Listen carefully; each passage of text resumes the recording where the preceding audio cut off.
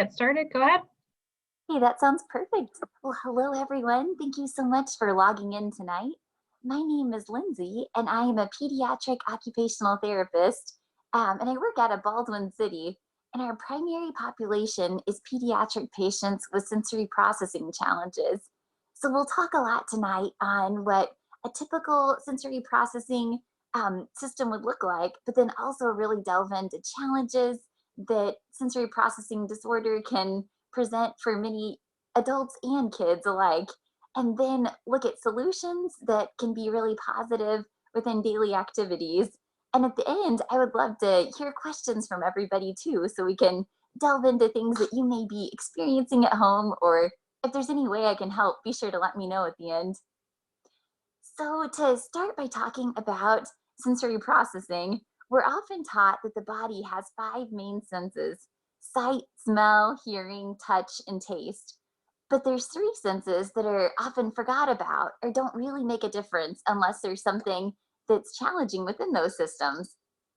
So, those three systems are vestibular, proprioception, and interoception. So the vestibular system is going to be what registers the movement of the brain in space. So anytime that head is moving in space, our vestibular system within our inner ear is going to be giving our body feedback for what's going on. And so activities like spinning, jumping, running, climbing up really high, and car rides are things that we experience a lot through our vestibular system.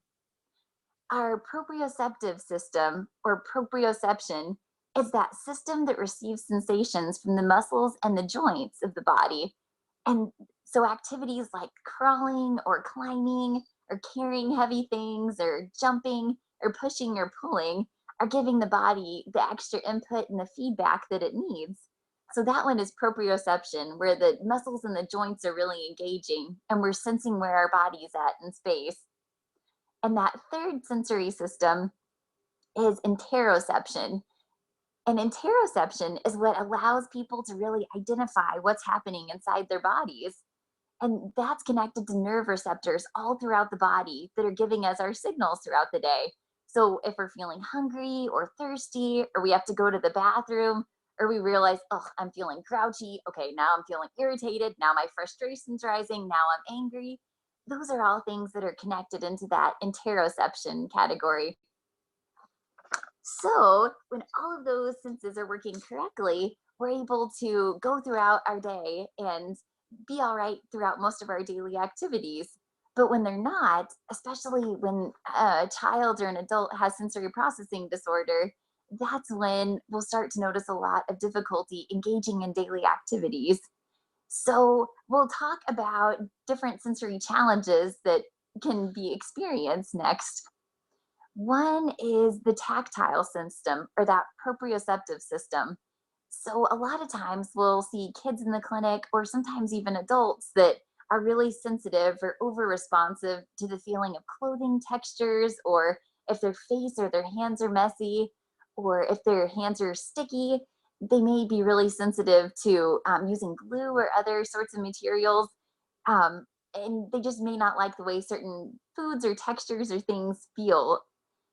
But there's also that under responsive side of it too, where they may not notice if their face is getting dirty, or they may drop things because they don't know how much force they're using, or they might use too much pressure and knock somebody over or slam a door accidentally. And sometimes with the vestibular system, people will be over responsive to movement. And so they might get really nauseous if they have to move around a lot, or get sick on car rides or roller coaster rides, or get really nauseous with having to turn their head side to side or up and down a lot if they're copying from the board. And then that other side of it is what we sometimes see too, where their body's not registering that vestibular side of it at all. And so they might be feeling like they need to go jump up to the tallest spot they can on the trampoline, or they might take unsafe risks, or really like really high places. And they might want to spin constantly because their body's not getting that input that it needs. So they might really be craving a lot of vestibular input and constantly be on the move. So we see both ends of the spectrum with a lot of these. sensitivities or being under responsive and not noticing these sensory inputs.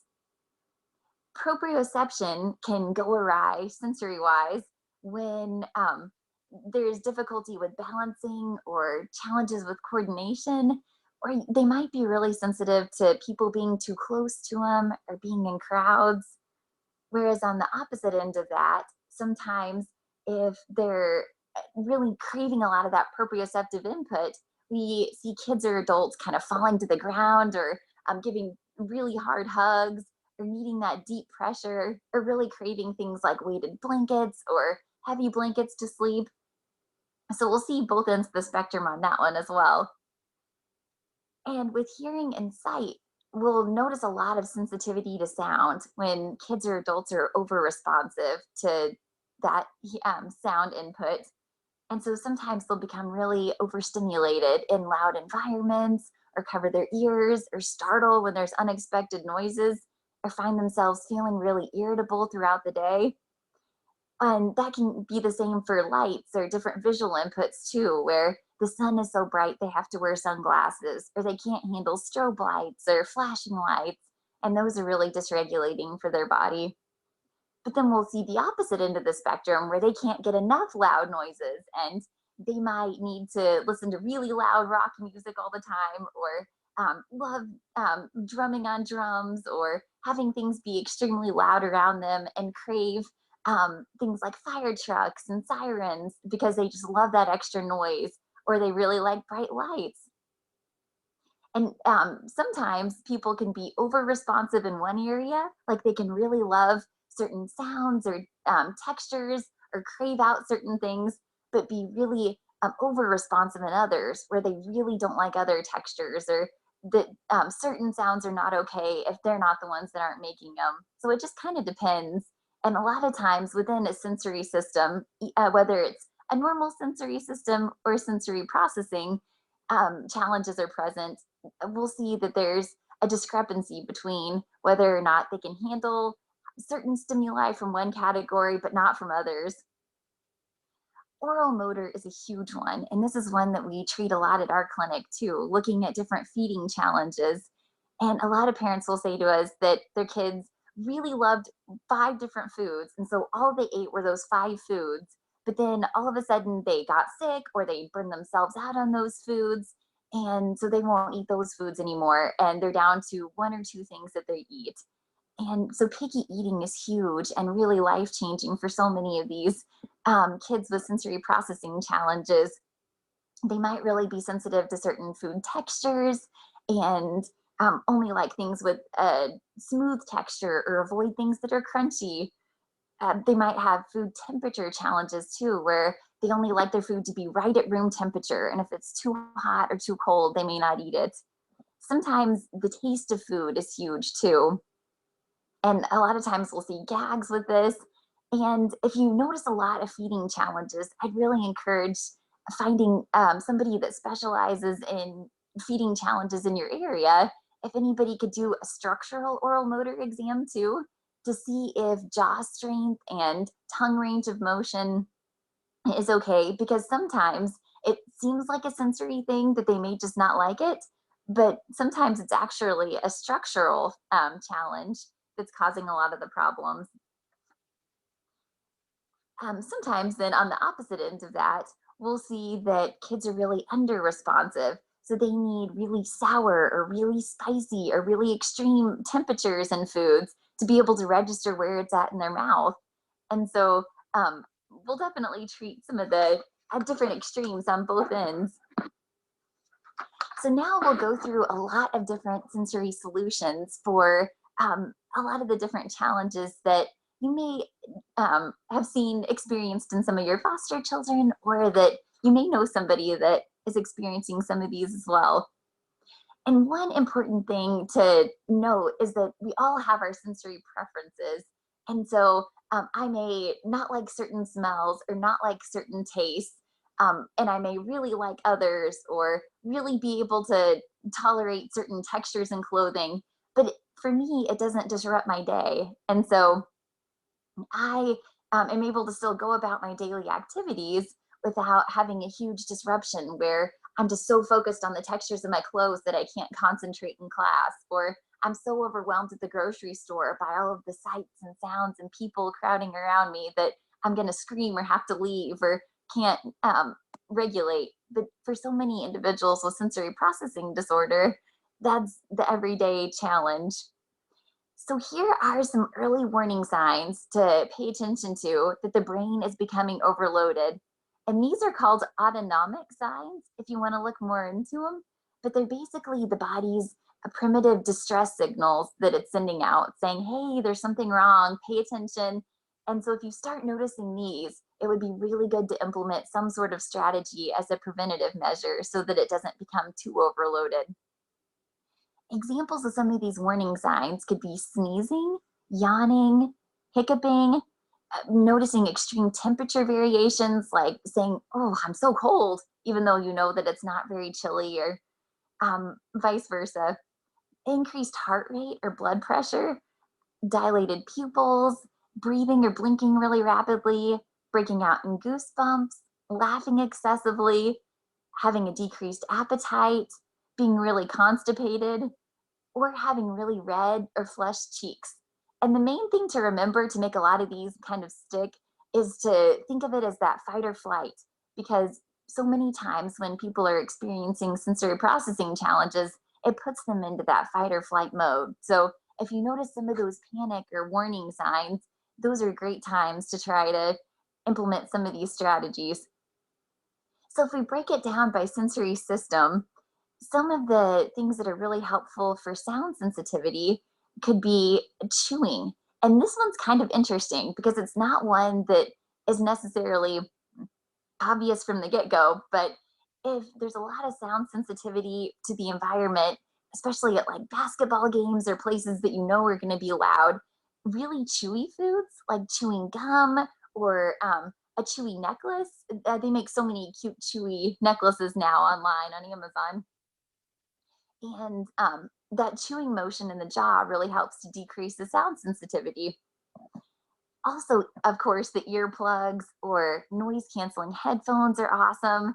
And they sell really cheap ones too if you just get the industrial kind. And we notice just as great a benefit a lot of times with the really cheap ones. So I don't think going out and buying really expensive pairs necessarily warrant the benefit, depending. And then also just really soft background music can help a lot.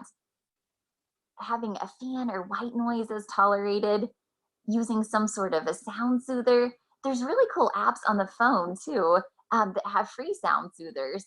Relax M for relaxed melodies is a really good one that we found really helps a lot of kids. But there's tons of really great ones out there. Sometimes just humming really quietly is really regulating, or having really simple or quiet music that's really melodic can help a lot too to decrease some of that sensitivity. So if we look at the visual system and sight, using really soft colors can sometimes help. And we don't think about that a lot, but if we ever go into a doctor's office that's bright green versus if it's kind of like a neutral tan or a yellow color, sometimes that can really affect whether we feel kind of overstimulated or our brain is kind of heightened and alerted, or if we feel kind of relaxed based on the color. So that's something too to consider for bedrooms, or for if you're choosing colors for things, or if you know that there's going to be a place that you go into that has really bright colors, maybe implementing some of the strategies could be helpful too. Things like lava lamps can be really soothing to watch, or aquariums, or just things that they have so many apps for things. But if you're trying to go technology free, which is always awesome, using things that you already have at home, whether it's binoculars or telescopes or just things that they can kind of look at. Sometimes you can make a lot of DIY things too, like the oil and water bottles. If you put oil in a water bottle and some glitter, sometimes they can make those little bottles that turn up and down. Or we've had really good luck with putting a bunch of rice in water bottles too, and making a little I Spy kit and taking little things from Dollar Tree or wherever. And then they have to shake it around and try to find the items. Sometimes that's really soothing too. Tinted lenses can be really helpful.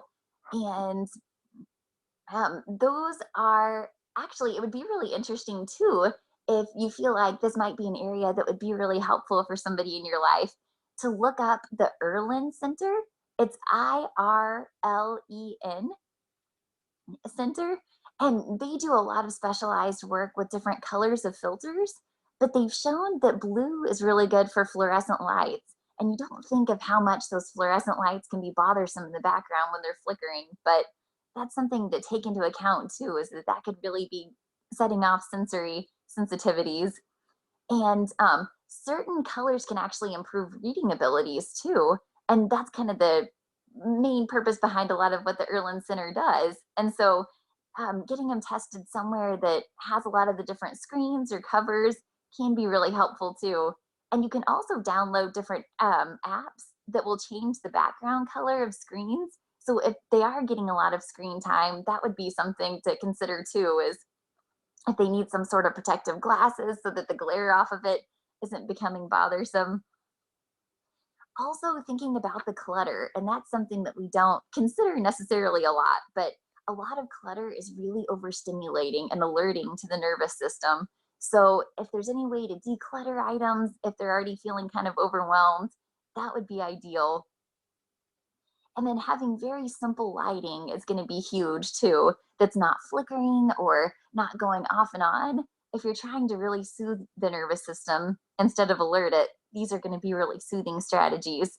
And really dimming the lights when possible too. Or if they have to be around a lot of bright lights or fluorescent lights, making sure to take some breaks if you can too. So for taste, this one is huge. And this one will kind of break into calming versus alerting senses, since some people really need the calming tastes and textures, and then other people need ones to kind of wake them up throughout the day. So ones that are really calming to most people's nervous systems are things that are really warm, and then also sucking on things through a straw or candy that you can suck on, things that are really chewy. And again, that's helping with the sound sensitivity as well. And then carbonated water can be really helpful too, if that carbonation is well tolerated, just really depending on that specific nervous system. And one thing to consider too with a lot of the different tastes is that each person is going to be so different between the types of things that they want, but also thinking of making it towards the time of day. And so if you give something that's really alerting at the end of the day, then they might be awake and you're like, ah, I just gave you a glass of cold milk. Why are you not going to sleep? And that cold can be really alerting to the brain and the nervous system and make it really hard to sleep. So being kind of mindful of time of day too sometimes really makes a big difference. And usually we recommend calming toward tastes and textures and temperatures at night, and then the alerting more in the morning if needed. So alerting then are going to be things that are really cold. Crunchy things tend to be more alerting. Definitely the sour really wakes up the brain. Spicy as well. Things that are really sweet can be very alerting too and keep that brain awake. And then, of course, caffeine. And I like to think of the alerting ones as kind of the movie theater foods. You get in that dark theater, you're so tired, you're ready to go to sleep. And so you're eating your popcorn that's really crunchy, and you may be eating your hot tamales or eating something really sour like a pickle, whatever's keeping you awake, drinking your cold soda. So those are kind of things to be mindful of too when you're thinking of trying to get that regulation and that best state for whatever you're trying to be able to achieve activity wise. So the sense of touch is going to be totally different depending on what each nervous system can tolerate once again. But some kids really like the really deep pressure. So they really want those strong hugs and massage. Be really cautious with light touch, because that light touch or that feather touch is really alerting and wakes up the body. But a lot of kids and adults both think that's really dysregulating and almost kind of tickles. And so that's something to watch out for. And if you're going to do any sort of brushing, you want to start at the bigger joints and put really deep pressure. And if they say that it tickles, you're going to want to make sure that you put even deeper pressure, because it shouldn't tickle. It should be kind of firm and really regulating that way. Also, weighted blankets are awesome as long as kids tolerate and really like a lot of deep pressure. And one way to test it out before you invest in an expensive blanket or have somebody sew one for you is to pile on a bunch of blankets and a bunch of stuffed animals. And if they say, I'm crushed, I don't like this, I feel like I'm trapped, then they're probably not a candidate for wanting a weighted blanket, at least at that point. So that's one way to kind of test it out without being in it for a financial commitment, since they can be kind of pricey.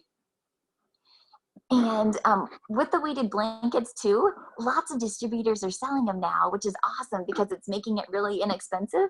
But just to, as an FYI, you want the weighted blanket to be at the therapeutic weight, and the therapeutic weight recommendations are 10% of their body weight plus 1 pound.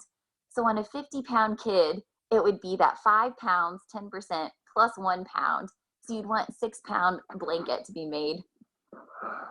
You can also do lots of weighted items too, and you could do a lot of DIY ones to save money. You can tear out seams of an old stuffed animal and rip out the stuffing and put silica beads in them so that it's a heavy animal they have to carry with them as almost a transition item place to place. And transition items are awesome sensory tools if kids have difficulty transitioning between activities. So having, in addition to all of the cues that you're giving them and giving them warnings before things, bringing an item, especially one that's heavy, with them, whether it's a water bottle if they're older, or a backpack, or a stuffed animal if they're younger, want to carry one around. Those are really good items to kind of carry with them to help for some of that regulation too. And then with other things that are tactile based, compression clothing can be really great too. Sometimes kids will come to us and parents will be like, I don't know, they won't wear anything except something that's 2 sizes too small, or they really love Under Armour clothes. And compression vests that are tight, or just regular compression clothes, can be really soothing for some kids too. And if you notice a lot of tactile sensitivities with clothes, there are a ton of companies that sell seamless clothes. And Target, of all places, has been really awesome lately about selling all kinds of adaptive clothes. You guys may have seen that. And one company that's based in Kansas City is the Smart Knit company. And they've got a lot of seamless socks, but just a cheap solution that has actually worked for a lot of kids that sounds really silly is to turn socks inside out, because a lot of times it's that seam in the sock that's bothersome. So when you turn the socks inside out, it takes care of that seam issue. And so sometimes they're able to tolerate those socks, whereas they wouldn't have been able to if they were right way in. So just kind of a simple hack on that one, if it helps them or works for them. And then also desensitizing to touch can be huge. And so having them play in as many textures as you can at home, whether it's shaving cream or bean tubs or little tactile bins, can be really soothing. And gradually, and doing massage, deep pressure massage would be really good.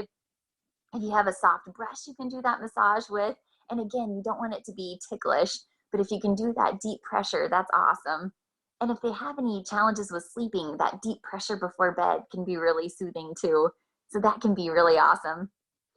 And then weighted lap pads have become really popular in schools now, especially in preschools. But you can get them just a couple of pounds, and they really help in laps, whether it's being able to sustain sitting at the table or to sit longer in class, whether it's at home, at school, wherever. And they can be really helpful and really regulating sometimes. And then, of course, just things like stress balls, or those mermaid sequins have been all the rage. Now there's cute little clothes with mermaid sequins and bracelets. Those have been really fun. And then foot massagers can be awesome.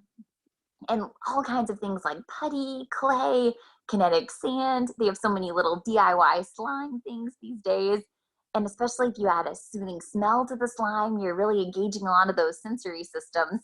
And they're really cheap DIY things you could do at home without buying anything. So moving to smell then, speaking of smell, if we're looking at the nervous system and smell, one big thing to be aware of is that the smell is directly connected to that limbic system in the brain that controls emotion. So if we can find a smell that's really calming, that's going to be huge to decreasing the intensity and the frequency of meltdowns. So Um, Smells like vanilla and lavender tend to be kind of calming, but it just totally depends. So taking your kid to Bath and Body Works or Walmart, wherever is really convenient, and wherever you tend to shop anyway, and just having them smell a bunch of different candles or lotions or chapsticks and see what's really soothing for them, and finding ones that they really like can be awesome. And especially in times when you know there may be an emotional challenge somewhere, like, oh, we've got to go get shots, but let's bring our chapstick, or let's put on our chapstick before we go to the dentist, or wherever is going to be kind of a sensory overload spot. Sometimes that sense of smell can really help. Other ways to get really positive senses of smell, in addition to the chapsticks or the lotions or candles or some of those things, could be those sminsels, those scented pencils, or those Mr. Sketch markers are awesome, or they have scented erasers now. There's so many cool things. And they have those essential oil bracelets, or the diffusers, or all kinds of amazing things. Just putting some on if it's skin safe, using room sprays, but then also being cautious on the opposite end, that if they're really misbehaving at school and we may not be able to figure out why. I had a kid tell me one time, finally, well, there's been a substitute teacher and I don't mind the substitute teacher, but she wears a lot of perfume and I don't like it. And she stands by my desk. So then I shout and I get in trouble. And so just kind of being mindful too of, oh, can they tolerate my perfume? Or can they tolerate the smell in our laundry soap? Do they need to smell that to make sure that that's not causing dysregulation? So just trying to kind of evaluate within the environment too on different smells that may be dysregulating versus really calming and regulating. If we're moving to the vestibular section, so again, that was that head moving in space, and that's the one that really impacts dizziness, motion sickness. Those are all really strongly impacted by that vestibular system. So in order to prevent dizziness, if they fall and they're really dizzy or motion sick into the spectrum, water consumption is going to be huge, of course, decreasing the chance that they're really dehydrated. And then also trying to figure out ways they can limit their head movement. It is crazy in just an average school or conversation how much we go up and down, or side to side. And if they're getting really dizzy, they may not notice. And so one way you can kind of test or be able to tell too is you're looking for what's called nystagmus, or their little eyes darting back and forth. And if you YouTube videos of it, you'll be able to really see that strong eye movement back and forth.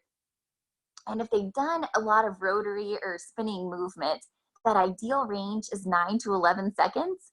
So somebody that's getting really dizzy sometimes can have 22 seconds or more of that eye darting back and forth. And that means their brain and their world is really rocked by any sort of movement at all.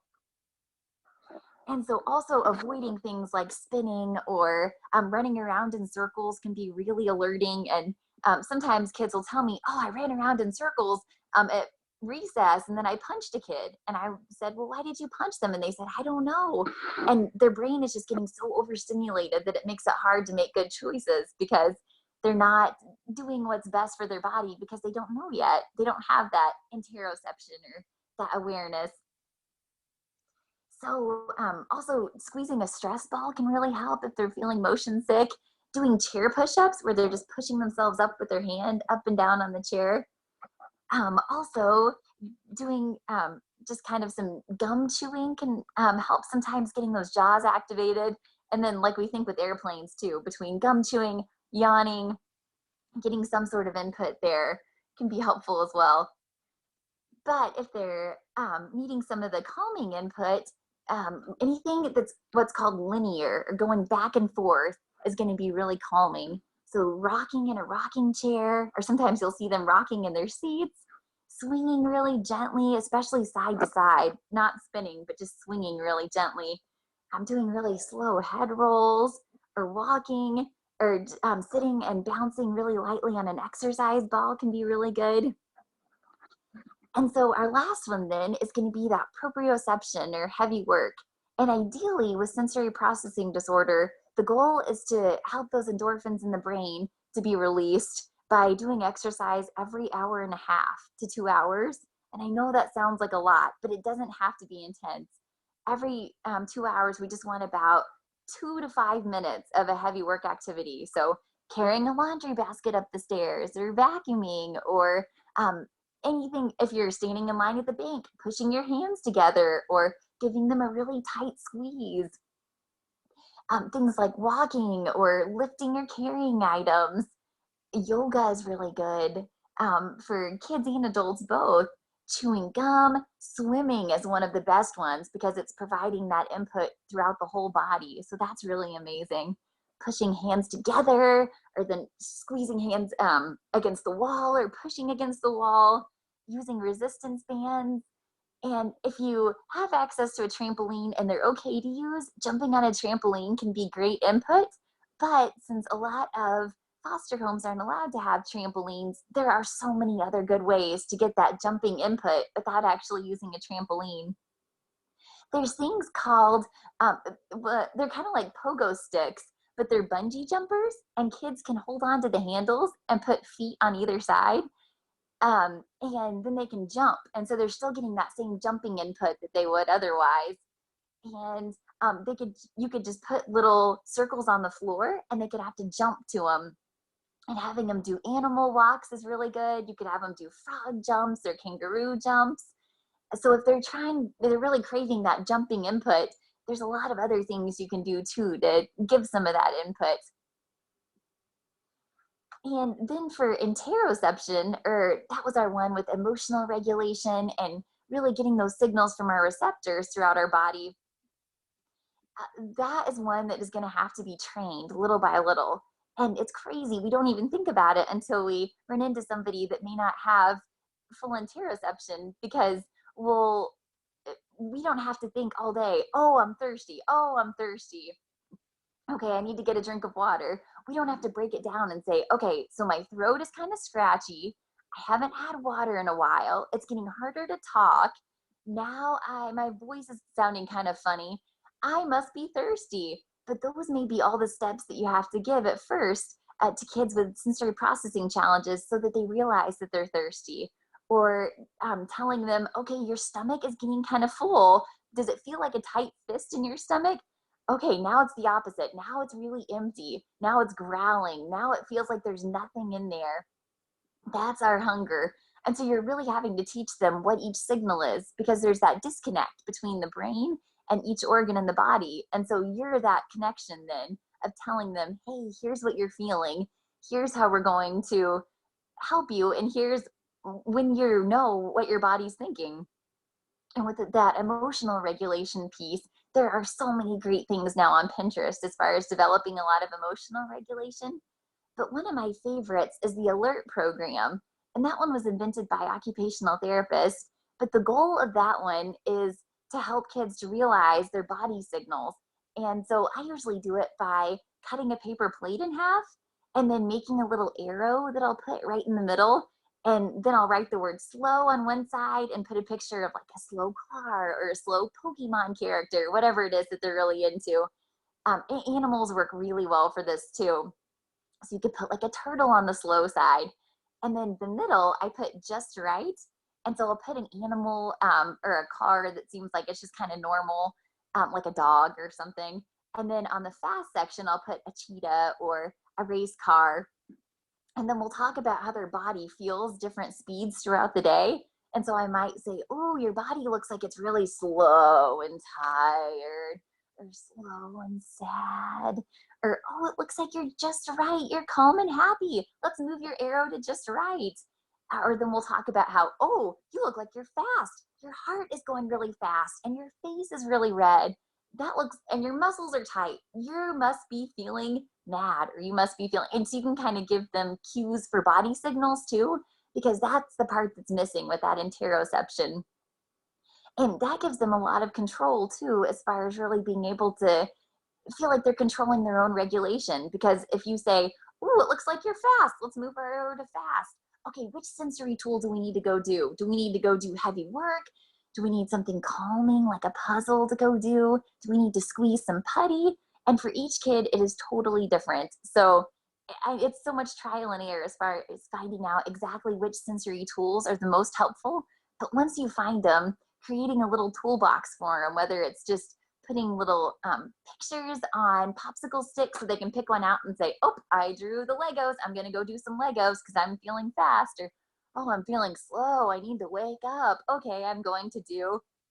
So however you want to organize it for your house, whatever makes the most sense. But that's one way to kind of give them control and empower them to start taking control over their own regulation if they're able to.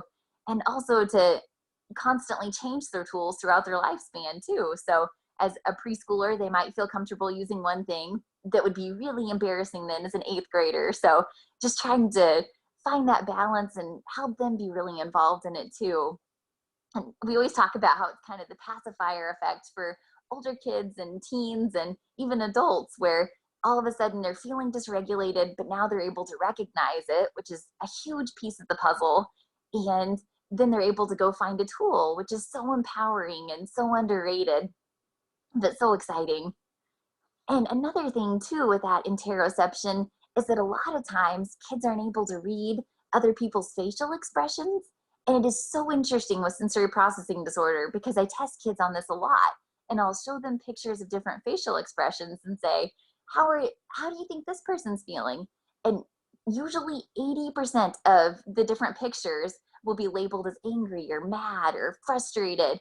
And it's interesting because they're interpreting other people as getting really angry with them when other people might just feel grossed out or sad or tired. And so they're not able to tell that you're feeling tired. And so it sounds like you're yelling at them, or they may not be able to tell that you're feeling disgusted because you saw something gross somewhere and they think, oh no, they're mad at me. What did I do? And so much of that emotional regulation is tied into being able to correctly label other people's facial expressions and body signals. And so a lot of times with sensory processing challenges, that has to be taught and that has to be really explained and shown in a way that they can comprehend and that really is meaningful to them. And so one way that you could do it at home is to print off a bunch of pictures of different facial expressions and then go through and really specifically say, okay, so they're feeling angry. That means their eyebrows are going in. That means their mouth is getting thin, their lips are tight, and their eyeballs are getting a little smaller. And look how tense their muscles are getting.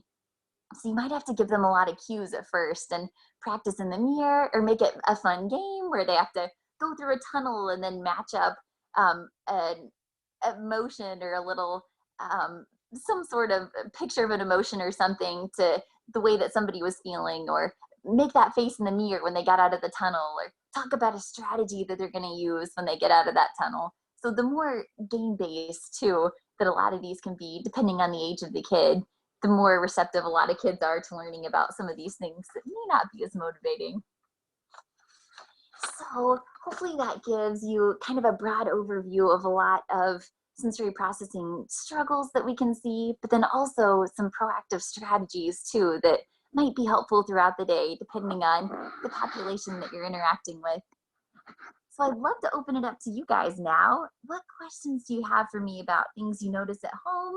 Oh, sorry. Okay, before we do that, really quick, I brought a bunch of books too that are different types of literature that are super helpful that I would really strongly recommend depending on the population you work with or that you see or have in your home. So if you have any teenagers, this one is awesome for sensory processing. And I'll hold it back a little so you can see it better. It's called the Sensory Connection Self-Regulation Workbook. And that one is by Karen Moore. And that one's really good that's good for teens or adults to be able to kind of journal out sensory challenges, and then it gives them tons of proactive strategies too to do at home. This one is one of my favorites. It's called The Out of Sync Child, and it's by Carol Kranowitz. She is awesome. And she has a book for just about every age stage that you can run into, all the way from infant, toddler to adult. So she is a great one to look up, and her books are kind of the Bible of sensory processing disorders. They're often labeled. And then this one is the Sensory Sensitive Child. So if you notice a lot of sensory sensitivities, this one might be really helpful. And this one is by Karen Smith and Karen Goose. The next one here is the Everything Parents Guide to Sensory Processing Disorder.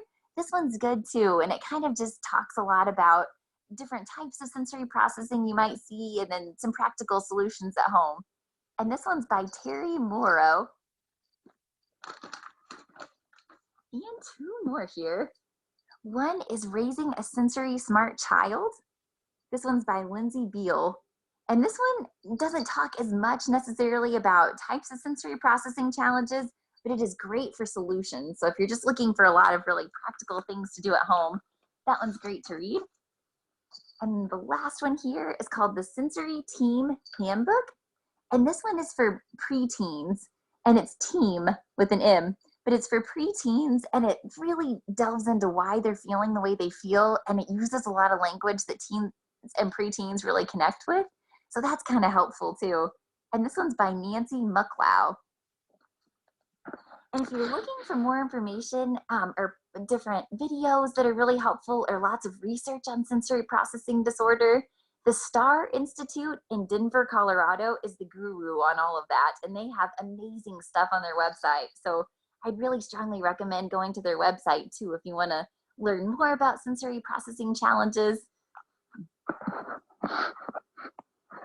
All right, so now I really will open it up to questions. What questions do you guys have of things you see at home or would like some strategies for?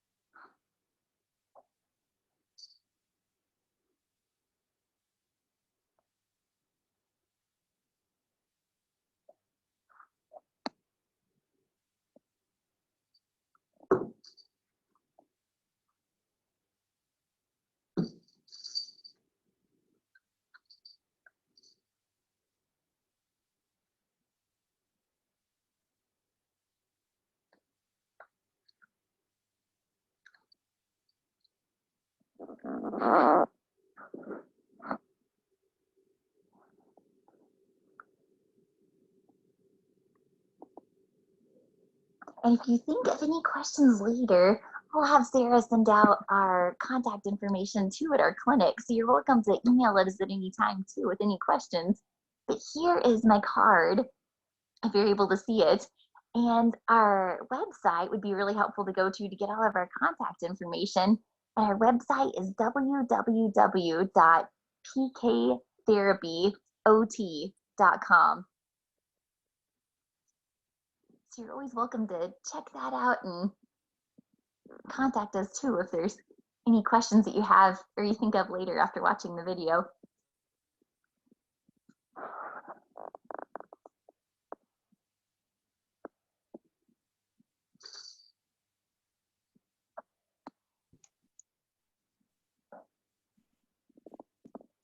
I just wanted to remind everybody that that you need to do your evaluations, and then Sarah Eck will send out the reminder tomorrow about evaluations for the training, and then the information that Lindsay shared about their contact information for their organization, and then Sarah Eck is the one that will send the training certificates, I believe.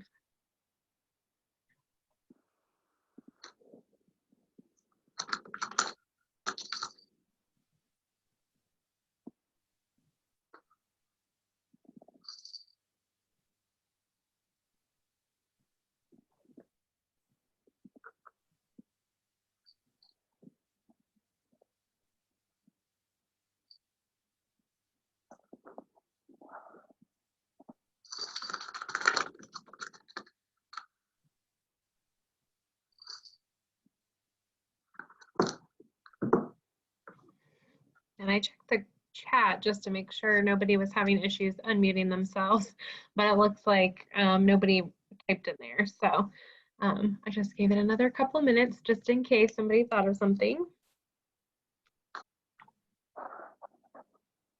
Thanks for checking the chat too. That was a great idea.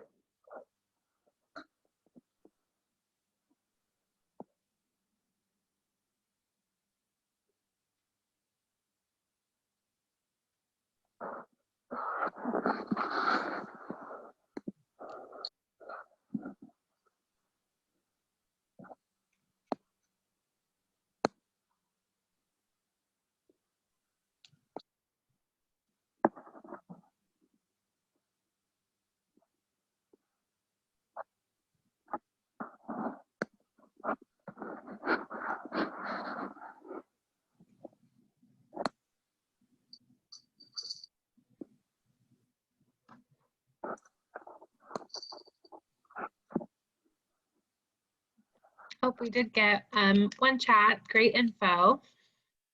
So yes, thank you very much, Lindsay, for sharing about the sensory strategies. Oh, you're welcome. Well, thank you guys for being a great audience. And if you think of any questions later, feel free to reach out and send us an email at our clinic. All right, that sounds good. We've given a couple of minutes, so I think people will probably start jumping off now.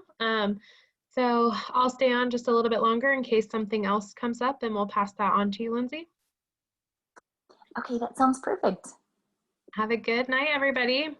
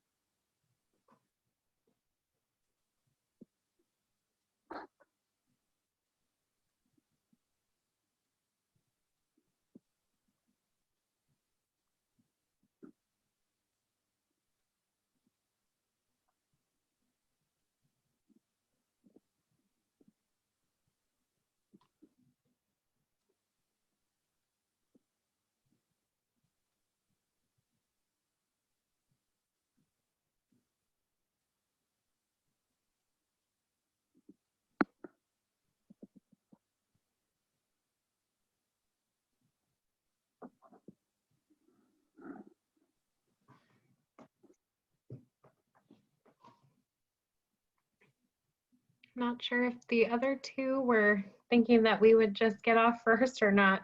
I did want to say, Lindsay, I didn't think about this earlier. I'd never heard about the Erland Center before.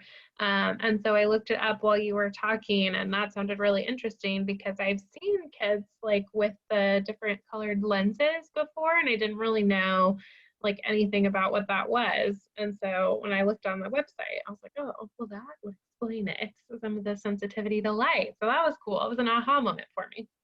Oh, yeah. I think it's so fascinating. And it's amazing how instantly it helps, too. It's just night and day from not having the lenses to putting on the lenses. Yeah, so I thought that was interesting because, yeah, that could be a big thing for a lot of the kids that we might have trouble figuring out. Yeah, and so many reading difficulties, too, are from different colors of paper, too. And that if the color of the paper is changed or the font using one of those Erland filters, sometimes that really improves reading scores, too.